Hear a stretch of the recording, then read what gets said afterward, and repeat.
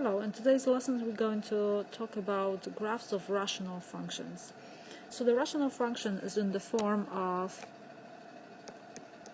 f of x is equal to some function p of x, some polynomial p, divided by another polynomial, let's call that polynomial q.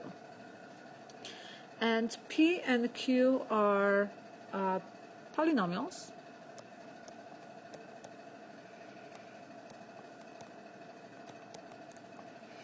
And we have to make sure we never divide by 0, so we have to restrict polynomial q, and we can say that q of x should not be equal to 0. Steps to graph are the following. First, we're going to simplify the function as much as we can, which means we factor both function in numerator and function in the denominator. Then we're going to find the X-Intercept by setting the numerator equal to 0. Then we're going to find the vertical asymptote by setting the denominator equal to 0. And finally find the horizontal asymptote using the following rules. And these are the rules. If the degree of the polynomial p is greater than the degree of polynomial q, then there is no horizontal asymptote.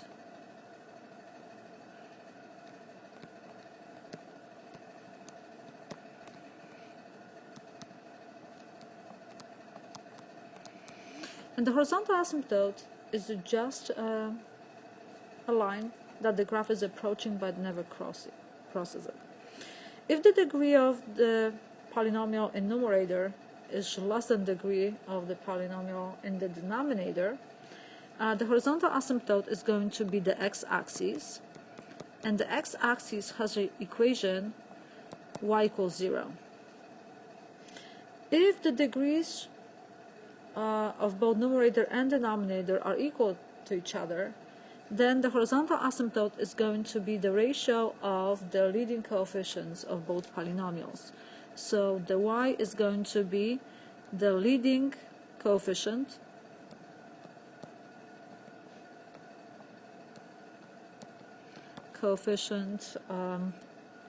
of p of x divided by the leading coefficient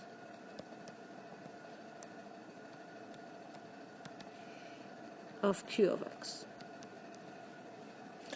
And step number 5 is to identify any holes in the function. And what do we mean by the holes? Hole is any point in the function when there is a break in the graph. And the holes occur when there is a common factor between the numerator and the denominator. And to find the hole, that's why we have to factor both numerators and denominators, and any common factor that you cancel, cross out, will create a hole in the graph. And to find it, you're going to set the common factor equal to 0. After you get the x value of your hole, you're going to find the y value by substituting the x coordinate into the simplified function. So let's look at the example to see what I mean.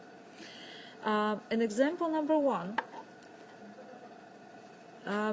my polynomial in numerator is x minus 4, the polynomial in the denominator is x plus 4. If you notice, the degrees are equal each other, which means we're going to have the horizontal asymptote equal to the leading coefficient. So let's start by looking at the items on the right. What do we have to do? So first we need to find the X-intercept, then VA stands for vertical asymptote, HA stands for horizontal asymptote.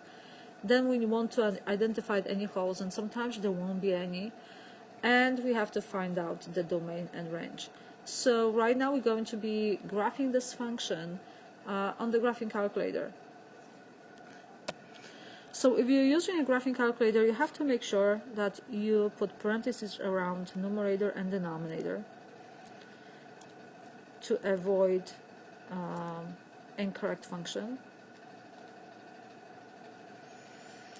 And after we graph it, we can look at the table of values to plot some points. So I'm going to quickly create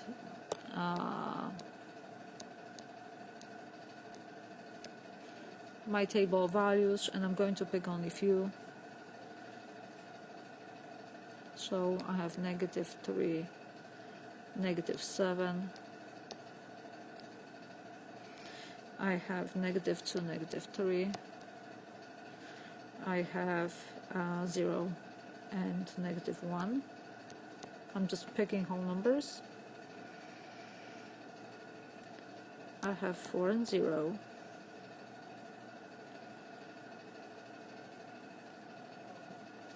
And I think that's going to be good enough. First item, it says to find the X-Intercept. The X-Intercept happens when the Y value is 0. So we're going to set this function equal to 0.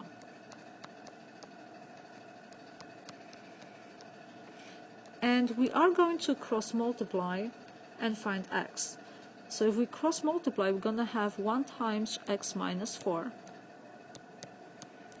would equal to 0 times X plus 4 is just 0, which means that X is equal to 4, and this is my X-intercept.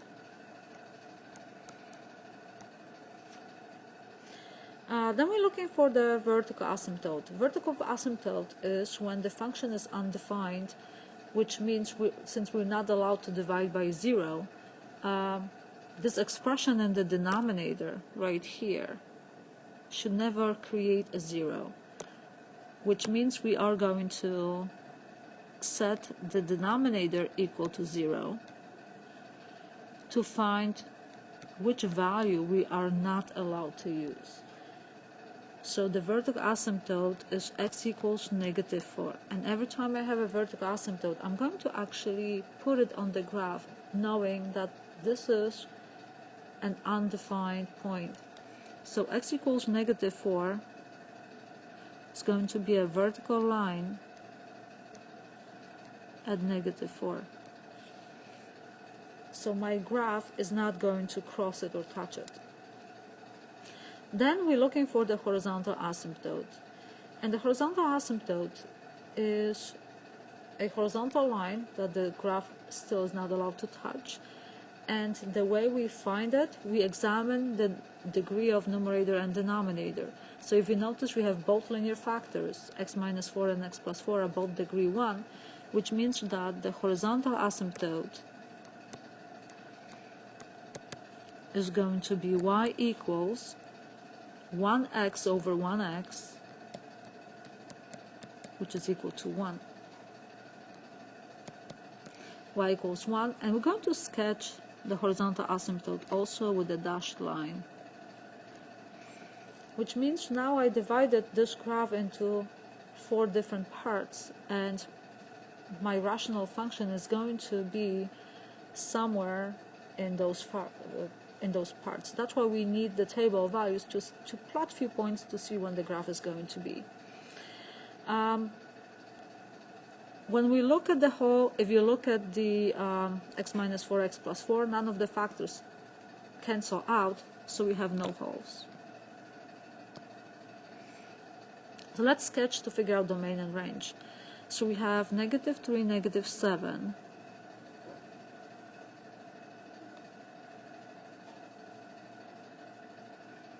So we have a point right there.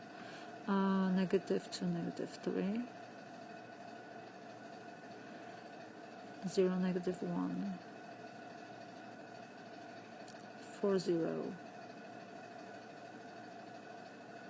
Right there. So the first part is going to be right here.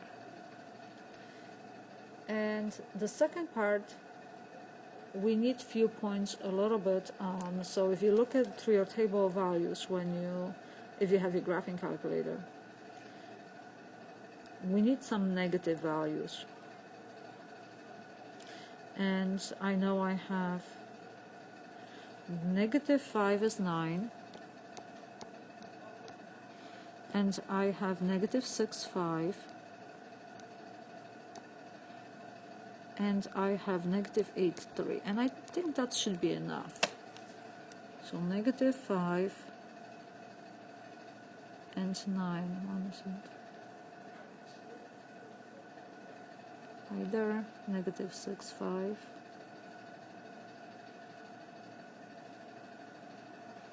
and negative 8, 3. So this piece of the rational function is going to be located in this part of the problem. Okay, looking at example number 2, so maybe let's organize this a little better than the first problem. Let's find the x-intercept first. So we're going to go, oh, we haven't finished the first problem, domain. So domain is everything but the red horizontal asymptote. So the domain is going to be all the x's, and I'm going to use different notations. So all the x's for except x cannot be negative 4. This is one way to write it. Another way to write it would be to use interval notation and to write that all of the numbers from negative infinity to negative 4 and then negative 4 to infinity. So there's two different methods to write. The range, then you have to look from up and down, and so the range is going to be everything but the horizontal asymptote. So the horizontal asymptote is at y equals 1, which means we have all the y values for except y should never equal 1.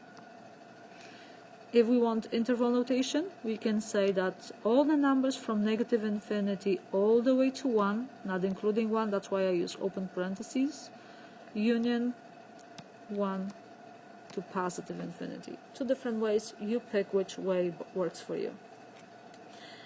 So example 2, let's start with the x-intercept, since it's our first condition. So x-intercept happens when y is 0, so we're going to set my function equal to 0.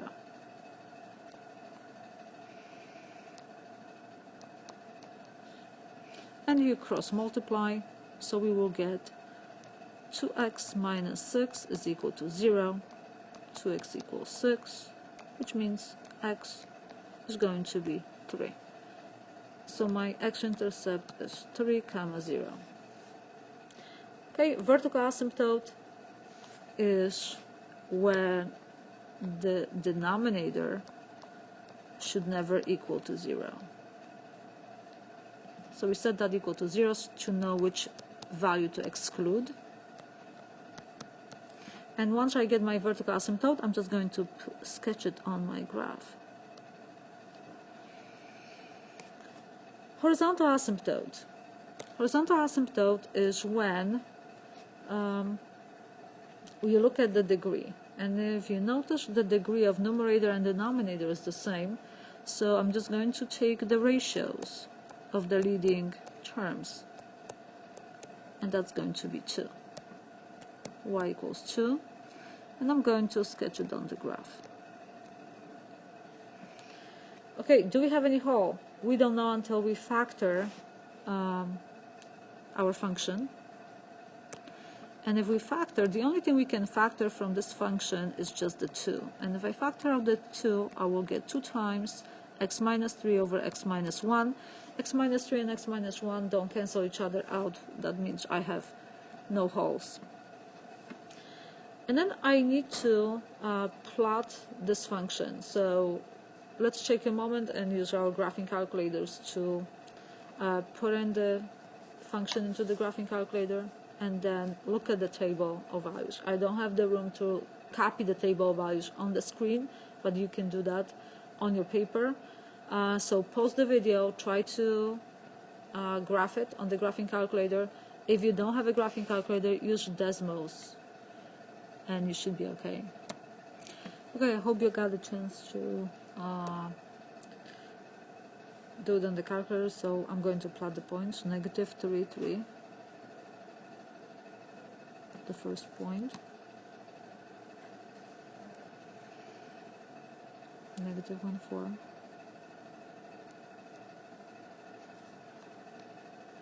Zero 6, and that will complete this piece of my function.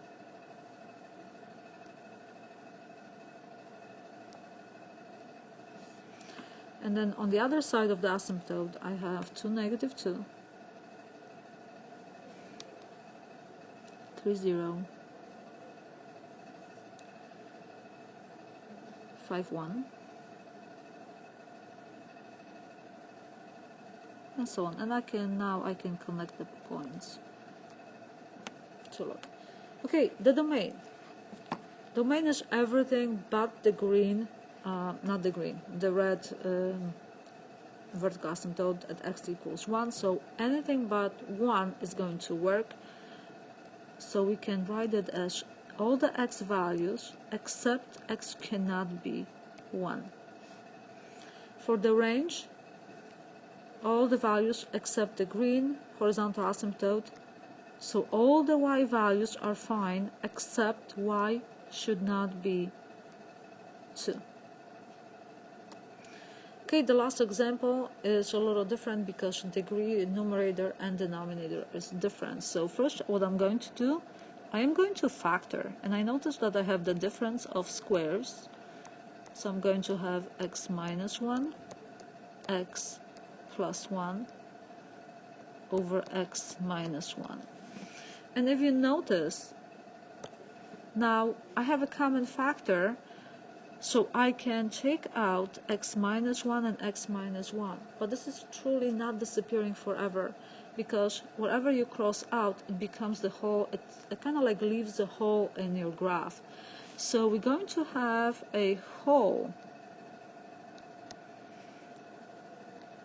at x minus 1 equals to 0, which means x equals 1 is going to be a hole. And my hole will have an x value of 1. And now I am going to look at and plug in 1 into the remaining expression, which is x plus 1. So right now, to find the y value of the whole, we're going to substitute 1 into the simplified equation, which is right here, x plus 1. So my y is going to be, and we are going to be using this right here. So 1 plus 1 is equal to 2. So the y-intercept of the whole is going to be, the y value of the whole is going to be 2. Okay, to find the x-intercept, we're going to set the function value equal to 0 and solve for x.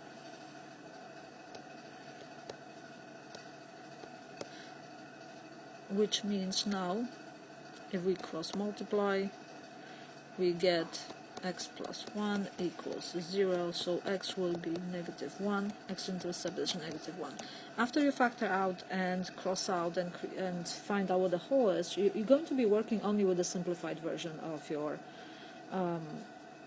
equation.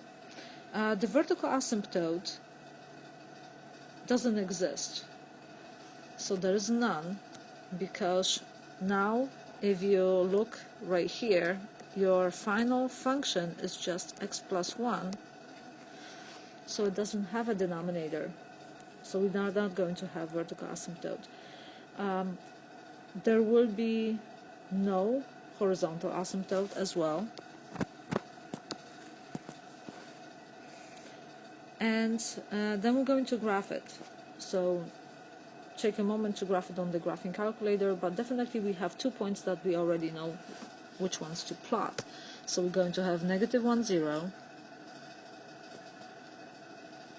and it's going to be 1, 2. So the 2 points we have, the rest we're going to get from the graphing calculator. And if you notice, the remaining function x plus 1 is just a linear function, so we're going to get a line with y-intercept of 1 and the slope of 1 over 1.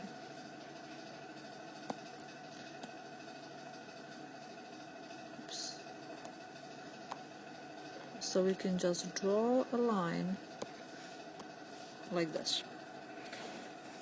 Okay, so the next question is for you, explaining how to use a graphing calculator to graph functions, and of course let's find out the domain. The domain for and the range for the line is just all real numbers. There are no asymptotes, no holes to worry about, so it's all real numbers for both domain and range.